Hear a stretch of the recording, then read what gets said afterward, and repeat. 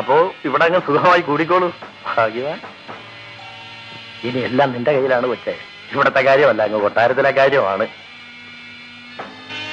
നീ മിടുക്കിയാണെന്ന് എനിക്കറിയാം. സുന്ദരിയാണോ? അവൾ മിടുക്കിയും ആയിരിക്കും. ശരി, സുഖിച്ചോളൂ. ഞാനങ്ങ് പോയേക്കാം. പക്ഷെ ഒരു കാര്യം, ഒരുപാട് ജോലി ചെയ്യാൻ കിടക്കാണേ. ക്ഷീണിക്കണ്ട കേട്ടോ.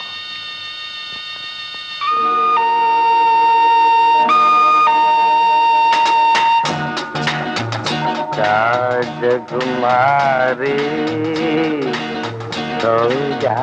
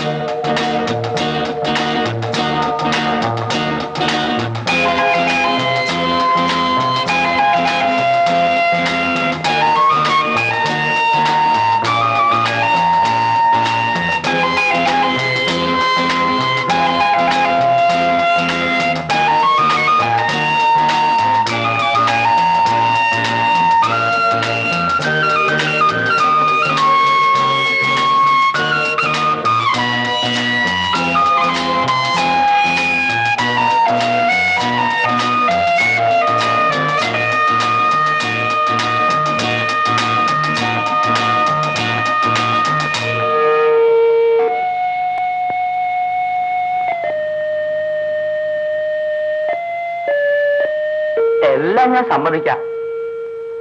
പക്ഷേ നിന്നെ പിരിഞ്ഞ് ഒറ്റയ്ക്ക് ഇങ്ങനെ ജീവിക്കുന്നത് ഓർക്കുമ്പോ ഈ കുന്തത്തിൽ നിന്ന് ഇറങ്ങി പുറപ്പെടേണ്ടിയില്ലായിരുന്നു എന്ന് തോന്നുന്നു.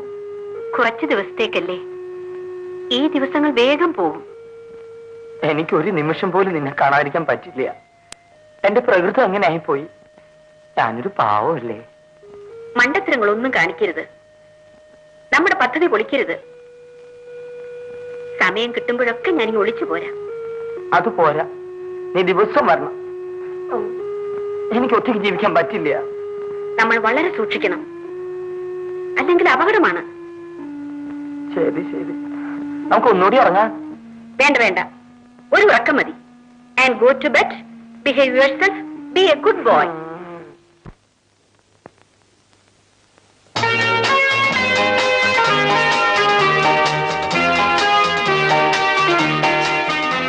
Good morning, sir. Good morning. Please sit down. Thank you, sir. What can I do for you? പരസ്യം കണ്ടുവന്നതാണ്. എന്റെ പേര് ജലജ. പരസ്യം ശരിക്ക് വായിച്ചില്ലെന്ന് തോന്നുന്നു. പ്രായമായ സ്ത്രീയാണ് ആവശ്യം. നിങ്ങൾക്ക് അത്ര പ്രായമുണ്ടെന്ന് തോന്നുന്നില്ല. പ്രായത്തിനും ഡ്യൂട്ടിക്കും എന്താ ബന്ധം? എന്നെ ജോലിക്ക് പറ്റില്ലെങ്കിൽ sorry, I don't want to waste your time. No, please sit down. Let me see.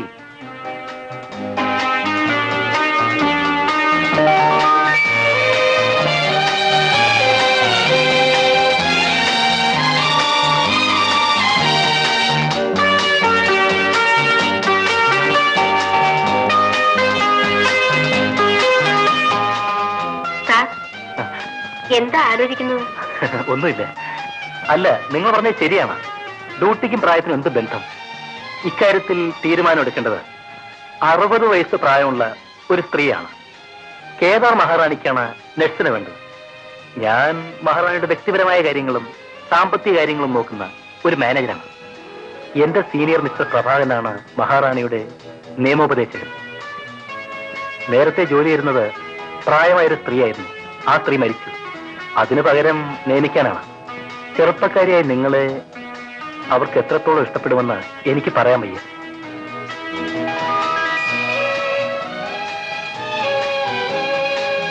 ഞാൻ ആലോചിക്കുന്നത് എന്തുകൊണ്ട് മിസ് ജലജയെ നിയമിച്ചുകൂടുന്ന. ഞാൻ ട്രെയിനിങ് കഴിഞ്ഞ നേഴ്സാണ്. ബാംഗ്ലൂരിൽ NS ഹോസ്പിറ്റലിലെ സ്റ്റാഫ് നേഴ്സായിരുന്നു. സർട്ടിഫിക്കറ്റ്. മദ്രാസിൽ ഡോക്ടർ സമ്പത്തിന്റെ നേഴ്സിംഗ് ഹോമിൽ ഞാൻ ജോലി ചെയ്തിട്ടുണ്ട്. ഡോക്ടർ സമ്പത്ത്? അതെ. അദ്ദേഹത്തിന്റെ സർട്ടിഫിക്കറ്റ് മറ്റോ ഉണ്ടോ? ഇല്ല. അദ്ദേഹത്തോട് ഞാൻ ഫോൺ ചെയ്ത് ചോദിച്ചോളാം. വേണ്ട, അദ്ദേഹം എന്നെപ്പറ്റി നല്ല അഭിപ്രായം പറയില്ല. എന്താ കാരണം? അദ്ദേഹം എന്നോട് സ്വല്പം ചീത്തയായി പെരുമാറാൻ ശ്രമിച്ചു. ഞാൻ രാജിവെച്ചു. അദ്ദേഹം അത്ര മോശമാണോ? ഒരു വയസ്സൻ, കറുത്ത ഒരു ഭൂതം. മനസ്സിലായി മനസ്സിലായി. മിസ് ജഡ്ജയെ പോലെ മനോഹരിയായൊരു സ്ത്രീക്ക്. Thank you. പക്ഷേ I didn't like that fellow.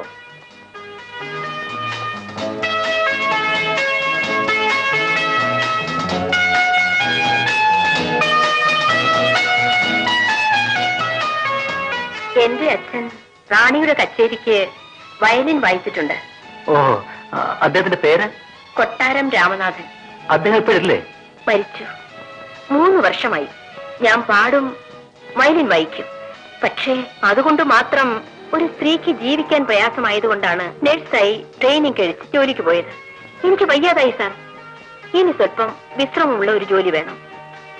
അതുകൊണ്ടാണ് പരസ്യം കണ്ടപ്പോൾ വന്നത്. ഈ ജോലിക്ക് ഞാൻ പറ്റില്ലേ സാർ? പറ്റുമെന്നാണ് തോന്നുന്നത്. പക്ഷേ വയസ്സ് പറയുമ്പോ മഹാറാണിയുടെ പ്രതികരണം എന്തായിരിക്കുമെന്നാണ് ആലോചിക്കുന്നത്. ആട്ടെ, വയസ്സ് എത്രയായി? 28. സർട്ടിഫിക്കറ്റ് കാണണോ സാർ? വേണ്ട വേണ്ട.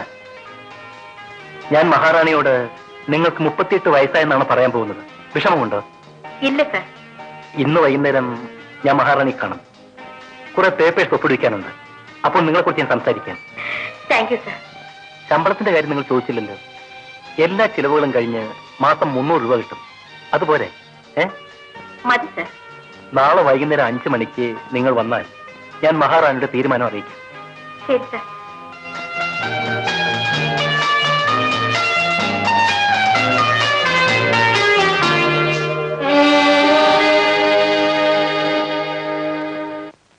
ഇവിടെ ഇവിടെയും വേണം. ഒന്നുകൂടി.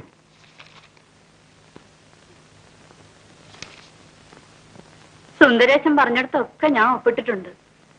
ഒന്നും എനിക്ക് കാണാൻ വയ്യന്നേ. സെക്യൂരിറ്റി ബോൺസ്, യൂണിറ്റ് ട്രസ്റ്റ്, ഇതിന്റെ പേപ്പേഴ്സ് ആണ്. പിന്നെ എസ്റ്റേറ്റിന്റെ ചില കറസ്പോണ്ടൻസും ഉണ്ട്. എന്തോ ആട്ടെ, എല്ലാം സുന്ദരേശൻ നോക്കിയാ മതി. പിന്നെ പത്രത്തിൽ പരസ്യം ചെയ്തിട്ട് നാൻസി എന്ന ഒരു സ്ത്രീ മാത്രമേ അപേക്ഷിച്ചുള്ളൂ. 19 അപേക്ഷ കിട്ടി. അതിൽ ഈ സ്ത്രീക്കും മറ്റു സ്ത്രീക്കും മാത്രമേ യോഗ്യതയുള്ളൂ. ഏതാ മറ്റേ സ്ത്രീ? മറ്റേ സ്ത്രീ ഒരു മിസ് ജലജയാണ്. ട്രെയിൻഡ് നഴ്സാണ്. ഷോർട്ട് ഹാൻഡും ടൈപ്പിംഗ് ഒക്കെ അറിയും. കൊള്ളാം. കൊട്ടാരം രാമനാഥന്റെ മകളാണ്. മഹാറാണിയുടെ കച്ചേരിക്കും അദ്ദേഹം വയലിൻ വായിച്ചില്ലെന്ന് പറഞ്ഞു. ശിവ, എന്താ ഈ കേക്കണേ? കൊട്ടാരം രാമനാഥനല്ലേ എന്റെ എല്ലാ കച്ചേരികൾക്കും വയലിൻ വായിച്ചിരുന്നേ. എന്തൊരു സുഖമായിരുന്നു കേൾക്കാനെന്നോ. എന്റെ ശരീരവും രാമനാഥന്റെ വയലിനും വേർതിരിച്ചറിയാൻ സാധിക്കില്ല. എല്ലാം ഇന്നലെ കഴിഞ്ഞ പോലെ തോന്നുന്നു. അദ്ദേഹം ജീവിച്ചിരിപ്പുണ്ടോ? ഇല്ല, 2-3 മാസം മുമ്പ് മരിച്ചുപോയി. കഷ്ടം. ഇതൊന്നും ഞാൻ അറിയണില്ല. അപ്പൊ പിന്നെ ആ കുട്ടി തന്നെ ആയിക്കോട്ടെ. ഒരു ചെറിയ കുഴപ്പമേ ഉള്ളൂ. എന്താ അത്? ആ സ്ത്രീക്ക് മഹാറാണി പറഞ്ഞത്ര പ്രായമില്ല. ഇവരുടെ കാര്യത്തിൽ അത് അത്ര സാരാക്കണ്ട. 2-3 മാസം ഇവിടെ എന്റെ കൂടെ നിൽക്കട്ടെ. പറ്റുമെങ്കിൽ പിന്നെ സ്ഥിരാക്കാം. എന്നാ ഞാൻ ഇറങ്ങട്ടെ? നിൽക്കൂ സുന്ദരേശ, എന്താ അത്ര ധൃതി? സ്വല്പം ജോലിയുണ്ട്. സുന്ദരേശന് എന്നും തിരക്കാം. വന്നാ ഉടനെ പോണം. എന്താ വല്ല ചെറുപ്പക്കാരി പെണ്ണുങ്ങളോടും കാത്തിരിക്കാൻ പറഞ്ഞിട്ടുണ്ടോ? മഹാറാണി, ഞാൻ അത്രക്കാരനല്ല. എനിക്ക് അതൊന്നും ഇഷ്ടമല്ല. പെണ്ണായിട്ട് ഞാൻ ആകെ സംസാരിക്കുന്നത് മഹാറാണിയോടാണ്. അത് മതി. എന്നും ഇങ്ങനെ നല്ല കുട്ടിയായി കഴിയണം. എന്തെങ്കിലും ചീത്തത്തരമുണ്ടെന്ന് കേട്ടാലേ ഞാൻ മുഖത്ത് നോക്കൂല. ഈ കോവിലകവുമായി ഒരു ബന്ധവും ഉണ്ടാവില്ല. ഈ കോവിലകവും തമ്പുരാട്ടിയുമായുള്ള ബന്ധം പോകാൻ ഞാൻ ഇടവരുത്തില്ല. ഞാൻ ഇറങ്ങട്ടെ?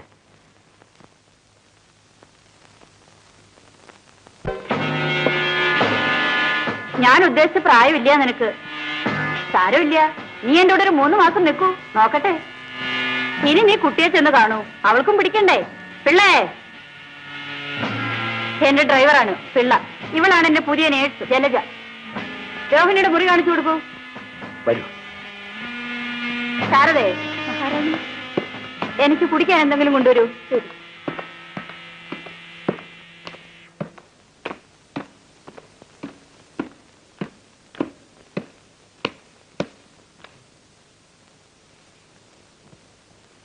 നമ്മുടെ 1ാം ഘട്ടം പൂർത്തിയായി.